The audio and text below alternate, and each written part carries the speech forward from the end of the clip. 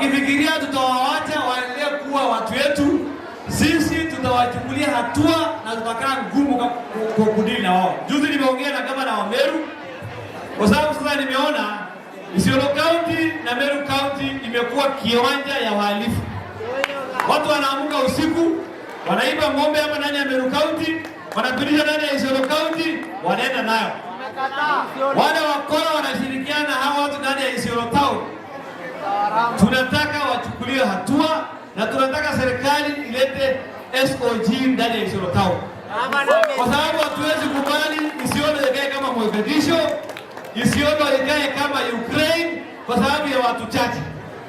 Na mimi naambia wale wanafanya hiyo maneno, chief ambaye wanajua wakora wanaishi kwa nini kwao, waanze kujipanga mapema, kwa sababu hatuwezi compromise on our people's security. Tumeelewana jameni? Na mimi nataka kuambia jamii ya Aura, tunawapatia pole mingi sana.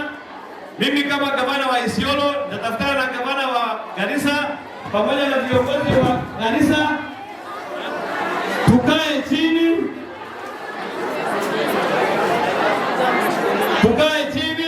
tuhakikishe tumetatua na kutafuta suluhisho hiyo mambo ambayo inasumbua watu ndani ya kina.